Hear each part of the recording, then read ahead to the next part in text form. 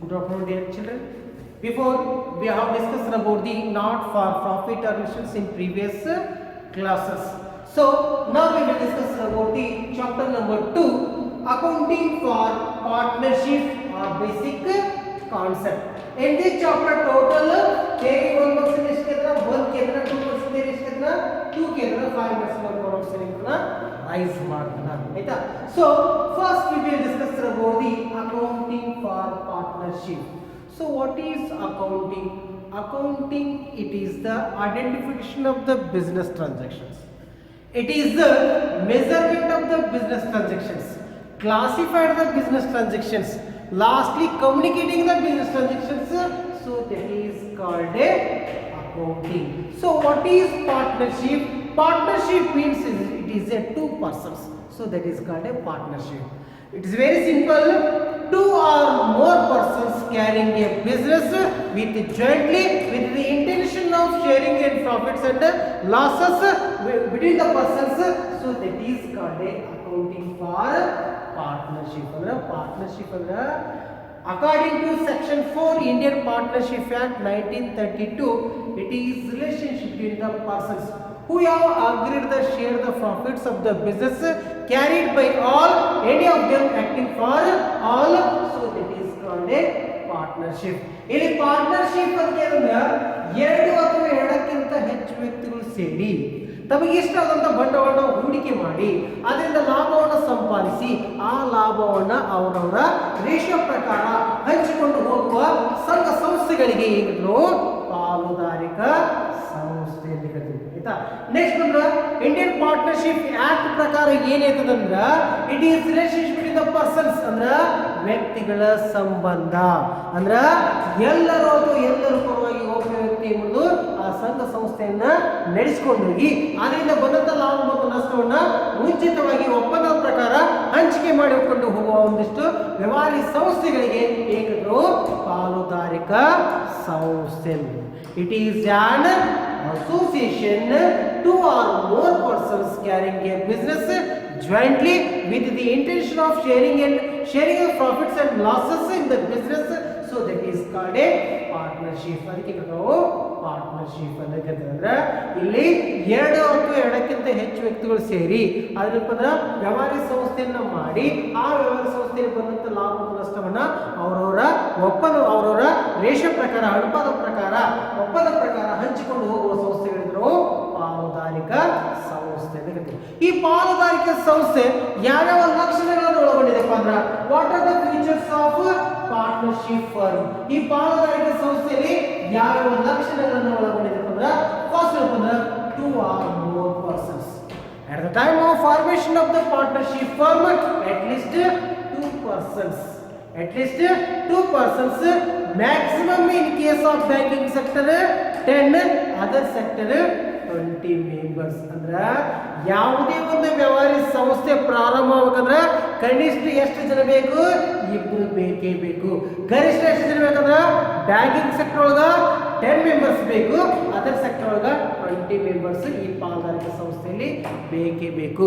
ಕನಿಷ್ಠ ವ್ಯಕ್ತಿಗಳು ಎಷ್ಟು ಬೇಕಪ್ಪ? ಇಬ್ಬರು ಬೇಕೇ ಬೇಕು. ಇಲ್ಲಿ ಬ್ಯಾಂಕಿಂಗ್ ಸೆಕ್ಟರ್ ಒಳಗ ಮ್ಯಾಕ್ಸಿಮಮ್ ಅಂದ್ರೆ ಗರಿಷ್ಠ ಎಷ್ಟು ಬೇಕು? 10 ಮೆಂಬರ್ಸ್ ಬೇಕು. ಅದರ್ ಸೆಕ್ಟರ್ ಒಳಗೆ ಎಷ್ಟು ಬೇಕಪ್ಪ? 20 ಮೆಂಬರ್ಸ್ ಬೇಕಾಗತ್ತ. ಆಗ ಈಗ 2013 ಪಾರ್ಟ್ನರ್ಶಿಪ್ ಆಕ್ಟ್ ಪ್ರಕಾರ ಮ್ಯಾಕ್ಸಿಮಮ್ ಎಷ್ಟು ಜನ ಇರ್ಬೇಕಂತಂದು ಹೇಳ್ತಾರಂದ್ರೆ 50 ಜನ ಇರ್ಬೇಕಂತಂದು ಹೇಳ್ತಾರ. ಅದಕ್ಕೆ ನಾವು ಇದು ಒಂದು ಮೊದಲನೇ ಲಕ್ಷಣ ಹೇಳ್ತೀವಿ ಆಯ್ತಾ. ಎರಡನೇ ಲಕ್ಷಣ agreement, that means partnership deed or partnership articles.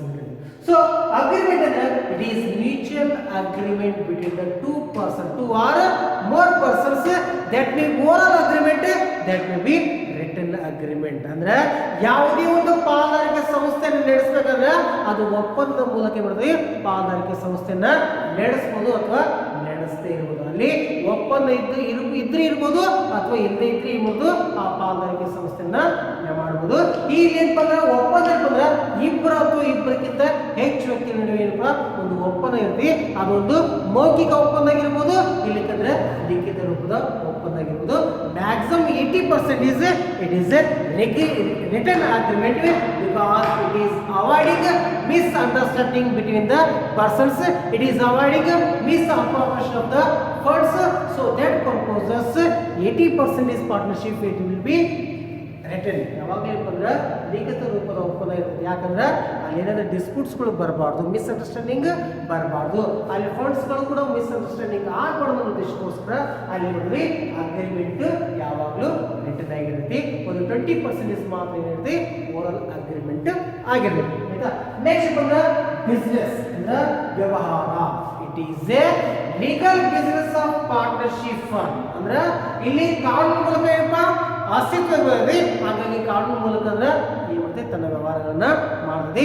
There is no illegal activities of the partnership fund. ಅಂದ್ರೆ ಯಾವುದೇ ರೀತಿಯ ಅನೈತಿಕ ಚಟುವಟಿಕೆಗಳು ನಡೆಯುವುದಿಲ್ಲ. ಯಾವಾಗಲೂ ನೈತಿಕ ಚಟುವಟಿಕೆಗಳು ಮಾರಲ್ ಬಿಸ್ನೆಸ್ ಏನಿದೆ ಇಲ್ಲಿ ಪಾಲುದಾರಿಕ ಸಂಸ್ಥೆ.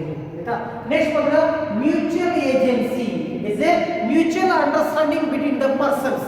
It is mutual understanding between the partners. Mutual means it is a coordination or cooperation of all the partners. So that is called a mutual agency.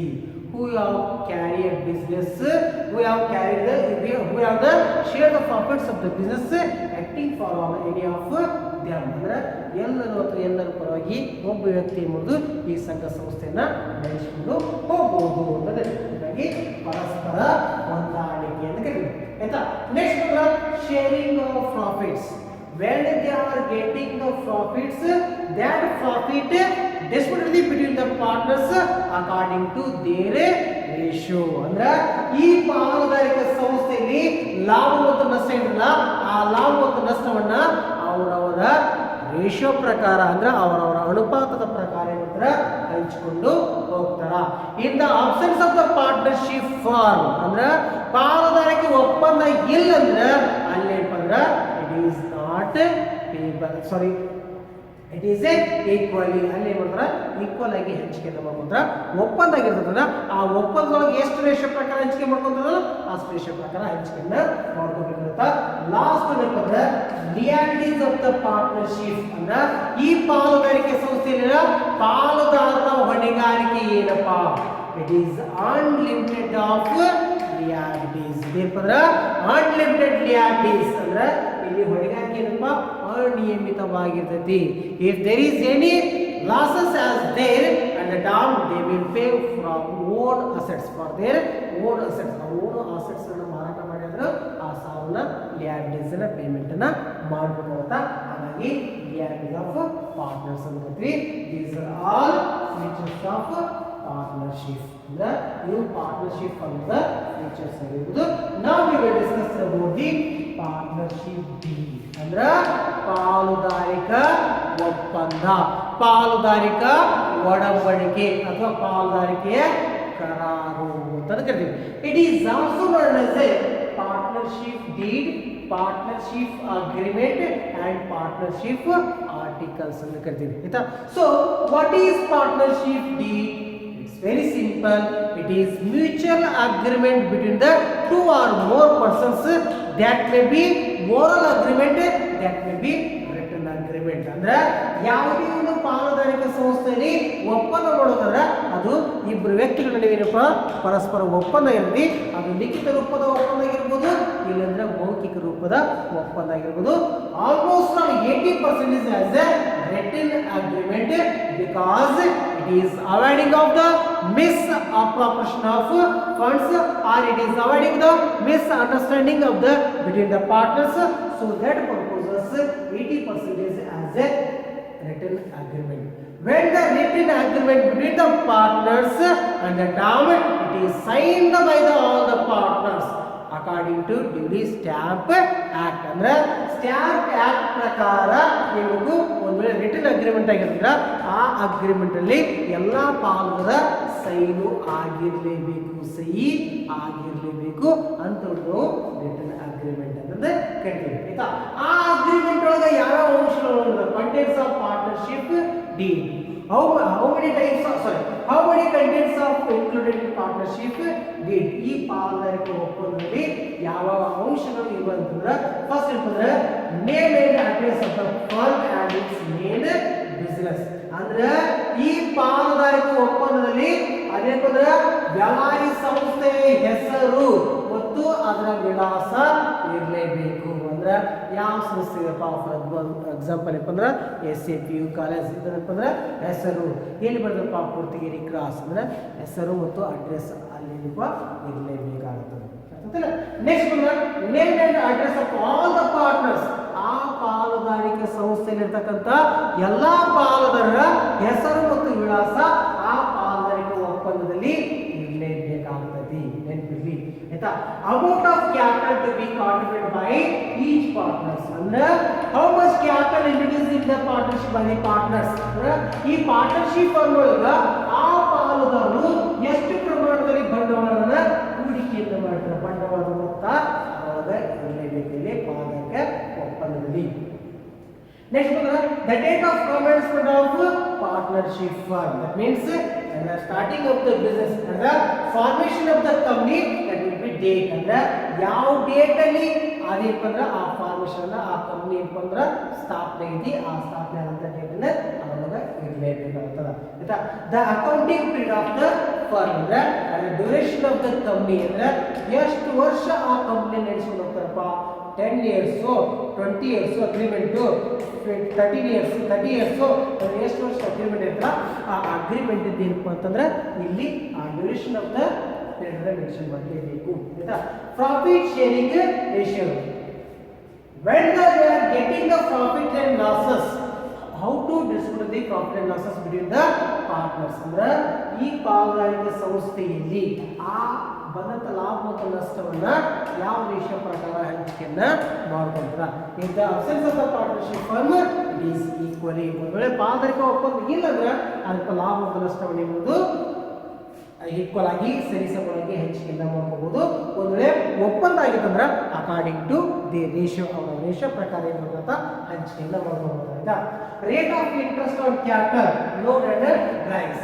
ಇಲ್ಲಿ ಕ್ಯಾಪಿಟಲ್ ಇನ್ವೆಸ್ಟ್ ಮಾಡೋದ್ರಿಂದ how much they will provide interest on capital. ಅಂದ್ರೆ ಬಂಡವಾಳದ ಮೇಲೆ ಬಡ್ಡಿ ಎಷ್ಟು ಕೊಡಬಹುದು, ಮತ್ತೆ ಬದಲ ಸಾಲದ ಮೇಲೆ ಬಡ್ಡಿ ಎಷ್ಟು ಕೊಡಬೇಕು, ನೆಕ್ಸ್ಟ್ ಅಂದ್ರೆ ಕೈಗಳ ಮೇಲೆ ಬಡ್ಡಿ ಎಷ್ಟು ಕೊಡಬೇಕು, ಎಲ್ಲವೂ ಇನ್ಫಾರ್ಮೇಶನ್ ರೇಟ್ ಆಫ್ ಇಂಟ್ರೆಸ್ಟ್ ಏನು ಕೊಡ್ತೀನ ಈ ಅಗ್ರಿಮೆಂಟ್ ಒಳಗ ಮೆನ್ಷನ್ ಮಾಡ್ತೀವಿ ಆಯ್ತಾ. ನೆಕ್ಸ್ಟ್ ಅಂದ್ರೆ salary commission etc if payable to the any partners. It is remuneration is given to the annual partners. ಅಂದ್ರೆ ಆಲ್ಮೋಸ್ಟ್ ಆಕ್ಟಿವ್ ಪಾರ್ಟ್ನರ್ ಗೆ ಏನು ಮಾಡ್ತಾರೆ ಅಂತಂದ್ರೆ ಇಲ್ಲಿ ಸ್ಯಾಲರಿನ ಫಿಕ್ಸ್ ಮಾಡ್ತಾರೆ, ಆ ಸ್ಯಾಲರಿ ಎಷ್ಟು ಕೊಡಬೇಕು ಎಷ್ಟಿಲ್ಲ ಎಲ್ಲವೂ ಇಲ್ಪ ಪಾರ್ಟ್ನರ್ಶಿಪ್ ಡೀಲ್ ಒಳಗೆ ಇರ್ತೈತಿ ಆಯ್ತಾ. ನೆಕ್ಸ್ಟ್ ಅಂದ್ರೆ the rights duties and liabilities of the each partner. ಅಂದ್ರೆ ಪ್ರತಿಯೊಬ್ಬ ಪಾಲುದಾರನ ಹೊಣೆಗಾರಿಕೆ ಏನಿದೆ, ಜವಾಬ್ದಾರಿ ಏನಿದೆ, ಅವರ ಕೆಲಸ ಏನಪ್ಪ ಅಂದ್ರೆ ಏನೈತಿ, ಏನು ಮಾಡ್ಬೇಕು, ಎಲ್ಲವೂ ಪ್ರತಿಯೊಂದು ಏನಪ್ಪ ಅಂದ್ರೆ ಯಾವ ಪಾರ್ಟ್ನರ್ಸ್ ಏನು ಮಾಡಬೇಕಪ್ಪ ಎಲ್ಲವೂ ಪಾಲುದಾರಿಕೆ ಒಪ್ಪಂದದಲ್ಲಿ ಇರ್ತೈತಿ. ನೆಕ್ಸ್ಟ್ ಅಂದ್ರೆ ಲಾಸ್ಟ್ ಒಂದು settlement of accounts on decision of partnership. ಅಂದ್ರೆ if there is any decision close down of the partnership firm and they come to know the how to settlement of the accounts of decision of partnership firm. ಪಾಲುದಾರಿಕೆ ಸಂಸ್ಥೆ ಏನಾದ್ರು ಮುಚ್ಚಿ ಹೋಗ್ತಾ ಇತ್ತಂದ್ರೆ ಆ ಮುಚ್ಚಿ ಹೋಗ್ಬೇಕಾದ್ರೆ ಎಲ್ಲ ಲಿಯಾಬಿಲಿಟೀಸ್ ಅನ್ನ ನೆಕ್ಸ್ಟ್ ಪಾರ್ಟ್ನರ್ಸ್ ಕ್ಯಾಪಿಟಲ್ ಅಮೌಂಟ್ ಅನ್ನ ಯಾವ ರೀತಿ ಡಿಸ್ಟ್ರಿಬ್ಯೂಷನ್ ಮಾಡ್ಬೇಕಂದ್ರೆ ಎಲ್ಲ ಇನ್ಫಾರ್ಮೇಶನ್ ಇರುತ್ತೆ ಇಲ್ಲಿ ಪಾರ್ಟ್ನರ್ಶಿಪ್ ಡೀಡ್ ಒಳಗೆ ಇರುತ್ತೆ. This are all contents of partnership. ಈ ಪಾಲುದಾರಿಕೆ ಒಪ್ಪಂದದ ಮೂಲಭೂತ ಅಂಶಗಳು. ಇದರ 2 ಮಾರ್ಕ್ಸ್ ಕೇಳೋ ಚಾನ್ಸಸ್ ಇರುತ್ತೆ, ಇದು 2 ಮಾರ್ಕ್ಸ್ ಕೇಳೋ ಚಾನ್ಸಸ್ ಇರುತ್ತೆ. ಕರೆಕ್ಟಾಗಿ ನೀವು ಅಬ್ಸರ್ವೇಷನ್ ಮಾಡಿಕೊಂಡ್ರೆ ಸಾಕು. ನಾಳೆ ಥಿಯರಿ ಆಗುತ್ತೆ, ನಾಡಿನ ಪ್ರಾಬ್ಲಮ್ಸ್ಗಳನ್ನ ಸ್ಟಾರ್ಟ್ ಮಾಡೋಣ. ಧನ್ಯವಾದ.